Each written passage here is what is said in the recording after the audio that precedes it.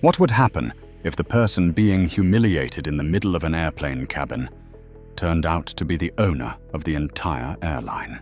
If there is one place in the world where every gesture, every glance, and even a single seat can expose the most deeply embedded system of bias, it is the first-class cabin of a business flight.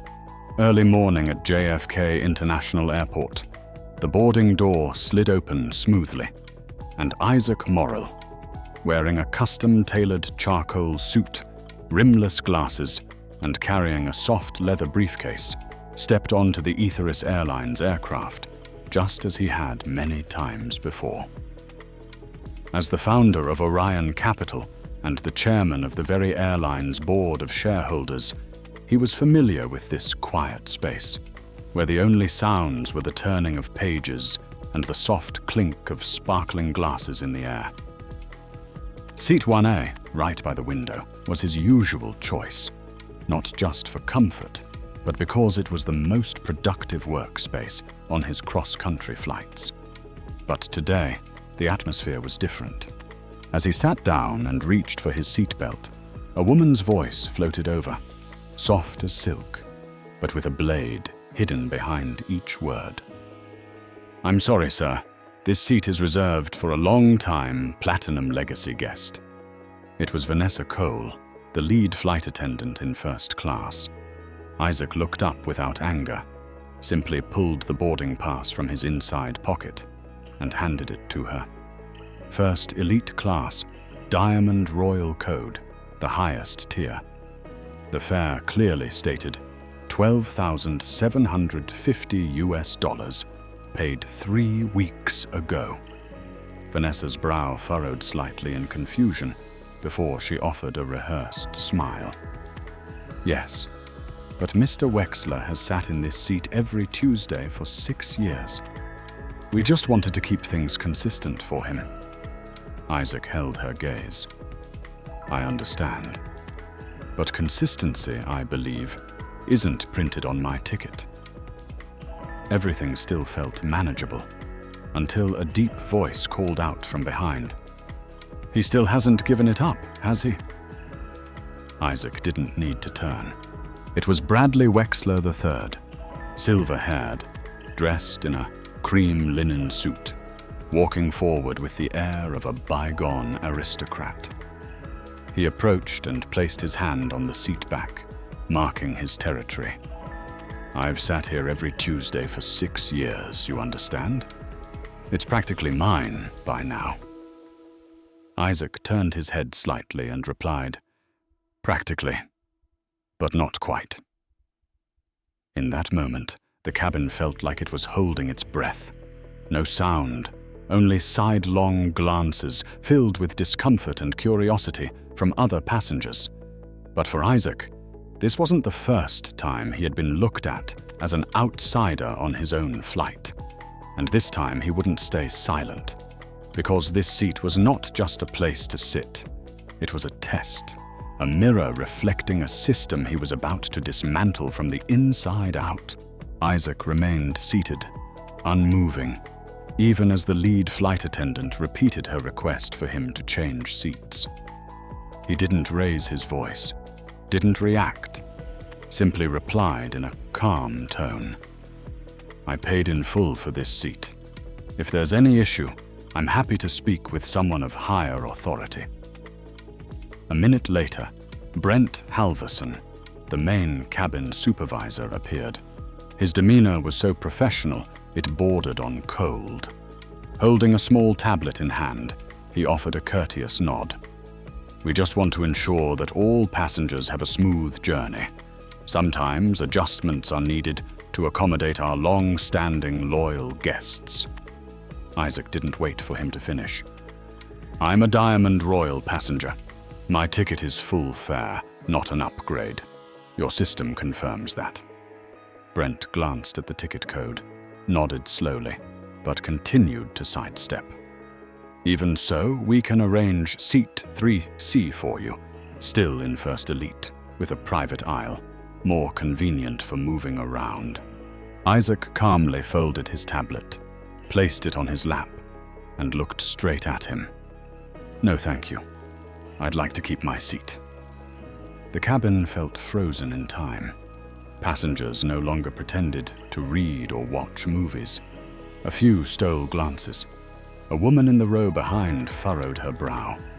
But no one said a word. That silence weighed heavier than any protest. Wexler stood motionless nearby, arms crossed, exhaling in deliberate rhythms, like a symphony of wounded entitlement. "Some people just don't understand how things work," he muttered, loud enough for the entire row to hear. Vanessa returned once more, her tone sharper now, the rehearsed smile long gone. "If you do not comply, we'll have to report this to airport security." Isaac looked up, his gaze steady, though a storm gathered quietly behind his eyes. "Then do what you feel is necessary." Minutes later, 2 airport security officers arrived and asked Isaac to leave the plane to verify payment information. No clear reason was given, only the phrase "ticket verification" repeated again and again. Isaac gathered his tablet and soft leather bag and stood. No resistance, no bitter words. But in his eyes, there was an unspoken promise. They wouldn't just have to answer for this seat, but for the entire system that had normalized exclusion. And Isaac's journey, from first class to the quiet hallway behind the curtain, was only just beginning. The back corridor of the airport where Isaac was led had no boarding announcements, no trace of expensive cologne, and certainly no champagne glasses gently trembling on silver trays. There was only the harsh glare of fluorescent lights, stained white walls, and the cold echo of footsteps. A silent security officer walked ahead, leading him to a small room with 2 plastic chairs and a metal table. Waiting inside was Martin Sloan, head of internal screening. Mid-40s, bald, dressed in a savvy suit, with a rigid expression that suggested he was used to dealing with problematic cases. "Mr. Morrill, there's an issue with your ticket that needs clarification," Martin said, his eyes fixed on a tablet rather than Isaac. "It appears your transaction was flagged by our system as potentially fraudulent. We've seen similar cases involving the misuse of fake corporate cards." Isaac remained calm. He reached into his jacket and pulled out a slim folder, opened it, and slid it across the table. Inside were the payment receipt from Orion Capital's account, transfer confirmation, routing number, transaction ID, and signature, all under Isaac Morrell's name. "This is the payment record from the company I own. I don't need to convince you. I just need you to look." Martin glanced at the documents, then gave a faint, dismissive smile. "Maybe you should consider booking through an executive assistant like most CEOs. Personal bookings without a known handler often raise concerns." Isaac tilted his head slightly, his voice calm and piercing. "Or are you saying I don't fit the image your system expects of someone who pays nearly $13,000 to sit in seat 1A? Martin hesitated. "That's not what I meant. It's just, the system has its criteria." Isaac didn't let it go. "What criteria? Skin color? Name? Payment origin? Or just someone's feeling about who looks trustworthy?" There was no reply. Silence filled the room. Nothing more needed to be clarified, and yet no apology was offered. Martin closed his tablet and muttered, "We'll contact you soon. If everything is in order, we may be able to reassign your seat." Isaac stood, retrieved his folder, and calmly said, "I don't need a different seat. I need a system without prejudice." The door closed behind him, and in that moment, what had long been just an idea became a mission. Because this time, Isaac would not simply file a complaint. He would act. And those who thought they could treat him as an invisible exception would soon realize they had awakened the wrong man. Isaac returned to the plane after nearly 30 minutes of questioning and waiting, but not through the main jet bridge reserved for first-class passengers. This time, he re-entered through the rear stairwell, the kind usually attached to the tail of the plane for technical staff. No one apologized, no explanation was offered. Only a young flight attendant, her face stiff with reluctance, gave a shallow nod and said, "You've been reassigned to seat 42E." Her voice was soft, but the words fell like a blade. 42E, the last row in economy class. A seat that was neither aisle nor window, with no room, no quiet, only crowding and disregard. As Isaac entered the main cabin, the contrast hit like a punch to the dignity. No champagne, no leather recliners. Now there were crying children, the scent of stale snacks, luggage bumping into seats, and passengers complaining about overhead bin space. He reached row 42 and squeezed between two men whose body odor and indifference felt like a warning. You don't belong here. One of them played a mobile game at full volume. The other wore a sweat-stained tank top and sprawled over the shared armrest. Isaac said nothing. He stowed his briefcase, sat down, pulled in his shoulders, giving space to two strangers pressing in from both sides. No reaction, no requests, no complaints. From the galley, a flight attendant returned. Tracy Moore, the same one who had earlier handed him old headphones with a saccharine hint of mockery. This time, she placed a meal tray on Isaac's fold-down table without a word. A sealed plastic container, a can of soda, and a napkin wrapped around a set of plastic cutlery. Everything ordinary, except for one thing. On top of the plastic lid, written in neat, bold red ink, were the words, "African American Special. Sensitive case." Isaac stared at the handwriting. No shock, no anger, just the focused calm of a surgeon who has discovered a malignant tumor in what appeared to be a healthy body. He didn't open the box. He didn't toss it. He took out his phone, snapped a photo of the label, and pressed the flight attendant call button.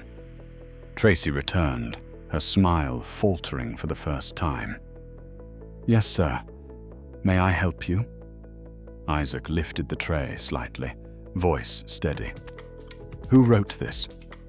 Tracy looked down, then quickly looked away. "I'm not sure. It may have come from the catering unit." Isaac stared through her, piercing the mask she wore. "This handwriting is still wet. It was written after I was reassigned." There was nothing left to deny. Tracy fumbled. "I'll check with the cabin lead." Isaac gave a small nod, saying nothing more. She left more quickly than she had arrived. The man next to him shrugged. They probably didn't mean anything by it. Isaac didn't respond, because he knew. The very fact that they didn't mean anything by it was what made it so terrifying. No one shouted at him. They only smiled, only wrote, only reassigned. But all with the same unspoken message. You don't belong here. And as the plane lifted into the sky, silently, Isaac's plan began shifting from concept into action.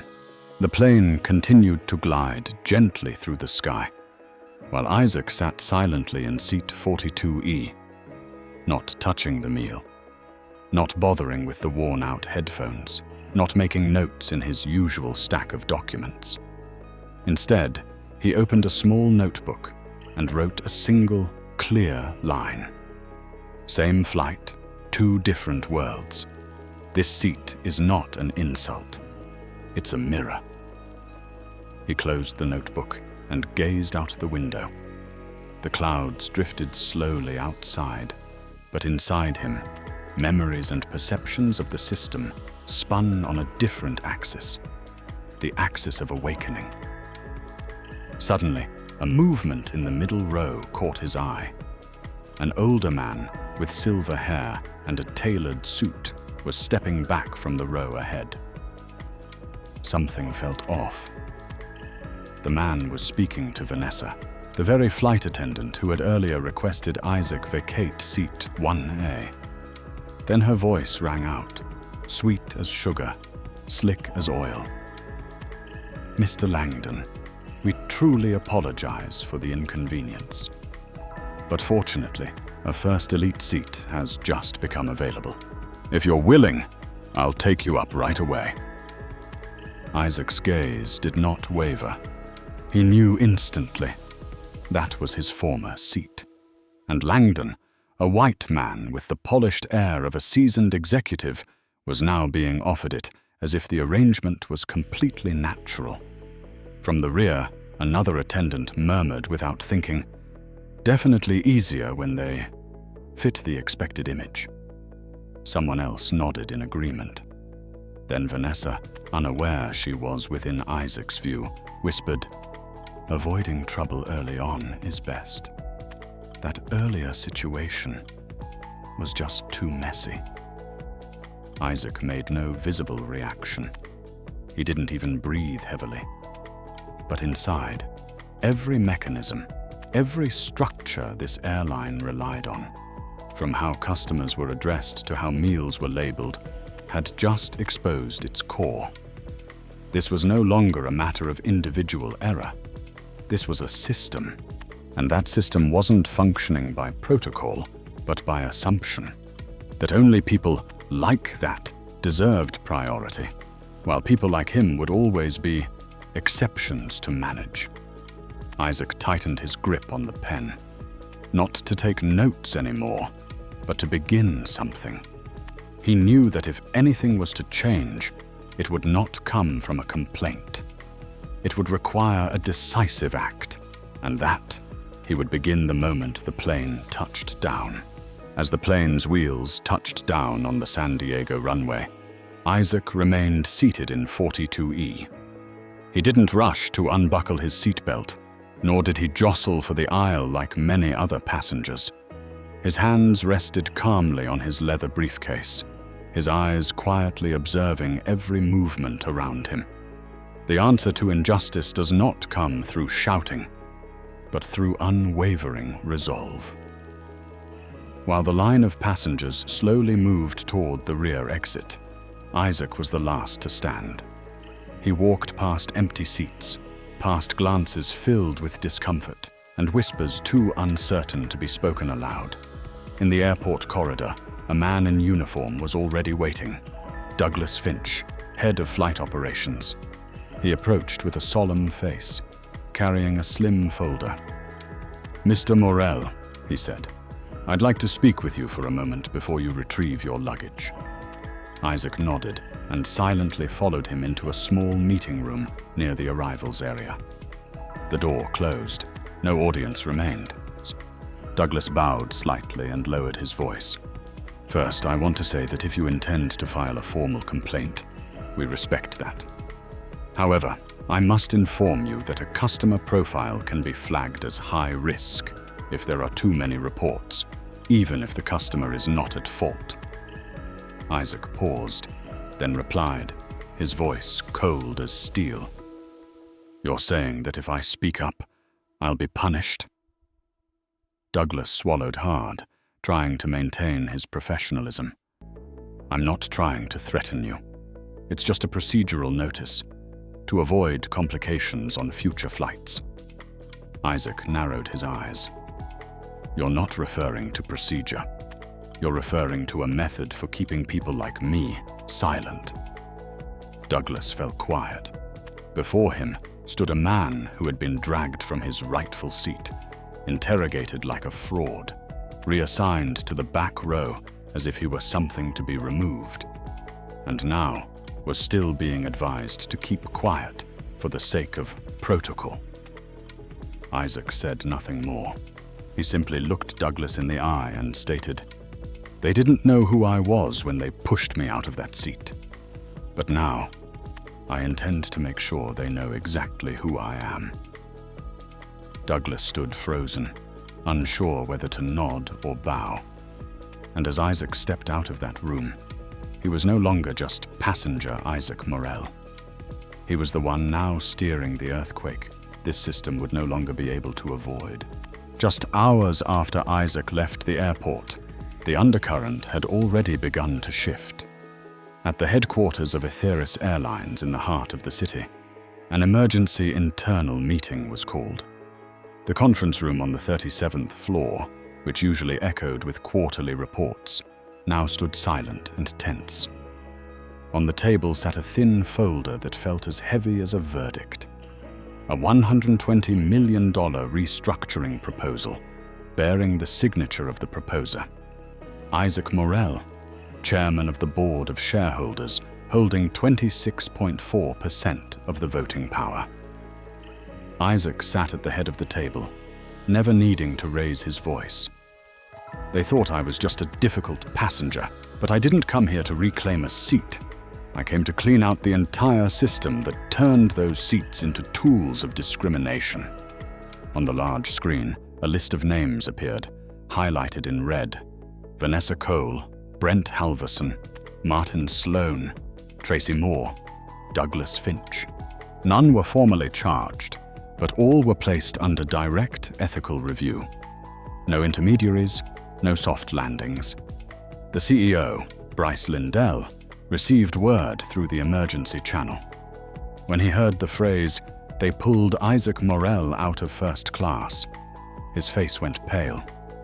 "Did you say Isaac Morel, chairman of Orion Capital, strategic stakeholder of the airline?"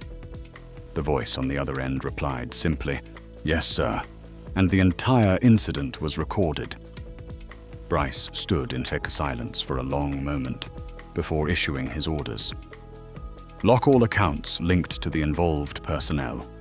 Call an emergency meeting with communications, legal, and senior HR in the next 10 minutes, and," he lifted his head, "prepare a resignation statement." Within hours, more than 17 employees were temporarily suspended. Access cards were deactivated. Company laptops and phones were confiscated. The internal security system was triggered as if a malware breach had been detected. But this time, the malware was not an external threat. It was the prejudice that had lived within the organization itself. And Isaac? He did not stand before the press. He did not hold a press conference. He simply sent one message to the board.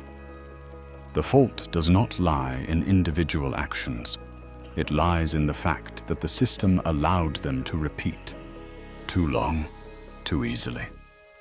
And the quake began to spread like a crack beneath a concrete foundation. Not loud, but unstoppable. Brent Halverson, the man who once walked into the first elite cabin with the cold confidence of someone entitled to make decisions, now sat in a small room at the Hopewell Community Center. There was no name tag, no uniform, no title of senior cabin manager. On the whiteboard behind him, written in thick, simple strokes, was a line he had penned himself: "Unconscious bias and the comfort of silence." In front of Brent were more than a dozen people. Social workers, young volunteers, and a few who had once gone through probation or reintegration programs. They didn't know who he was, but Brent knew he had to tell the truth. "I used to believe that first class was meant for a certain kind of person. I used to think I could tell who didn't belong just by looking at them." There was no justification in his voice, only honesty. And the kindest man I ever removed from his seat didn't raise his voice, didn't demand special treatment, didn't insist on privilege. He only asked, "Why am I not allowed to be here if I paid the same fare as everyone else?" Some nodded, some looked down, but no one laughed. Because truth, when spoken with clarity, has a way of silencing a room more than any excuse ever could. At the same time, across town, in the volunteer kitchen of a soup house called Harvest Mission, Tracy Moore, The flight attendant who had placed the meal tray marked with a discriminatory note in front of Isaac was washing soup pans, hair tied back, sleeves rolled high, apron stained with tomato broth. She no longer stood between leather seats or served champagne. But in each quiet movement, something began to emerge. Accountability. Not the kind imposed by a court, but the kind that arises when you realize you contributed to a broken system, even if only through a single careless phrase. When Isaac walked into that soup kitchen weeks later to assess support for a community meal initiative, he wasn't expecting to see her, but she stood up, walked directly toward him, not waiting to be introduced. "I used to think I was protecting service standards," Tracy said softly, "but I was really protecting a bias I was too afraid to face." Isaac didn't nod in forgiveness. He simply looked at her and replied, "I know. And sometimes that's all it takes, for someone to begin again." The sky over San Diego that day was unusually clear. The sun was gentle, the breeze mild. Yet inside Isaac Morel, there was no sense of ease. He stepped out of Orion Capital headquarters after a closed-door meeting with his strategic advisory team. In his hand was a finalized document, a plan for internal restructuring and a global customer equity commitment called Project Row 42. The name was no coincidence. It was the row he had once been relegated to, like a system-rejected item. And from that place, seemingly the lowest, he began a journey that would awaken an entire corporation. That afternoon, the footage of the incident was leaked. But Isaac did not step into the spotlight. He made no angry declarations, held no press conference calling for boycotts. Instead, he released a short video, just 90 seconds, with a calm voice and steady gaze. "I'm not telling this story for revenge. I'm telling it for the millions who have no power, no cameras, no shares, and are still treated like risks to be managed." The video ended with an image of the meal tray from that day, with the red handwriting still visible, now placed next to a single sign. From seat 42, I saw the entire plane, and I knew it needed to be redesigned.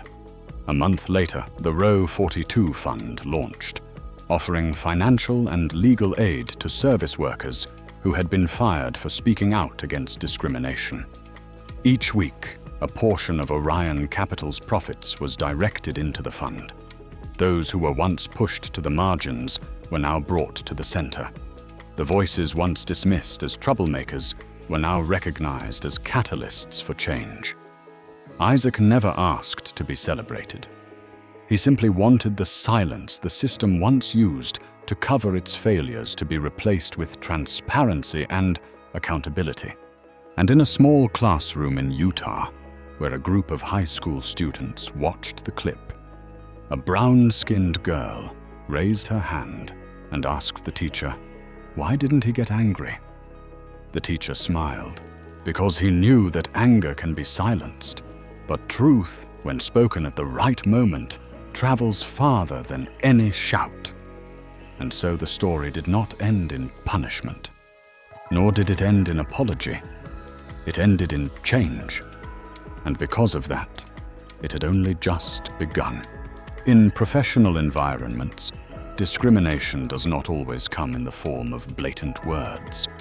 It often hides behind procedures, glances, and so-called protocols designed more to exclude than to protect.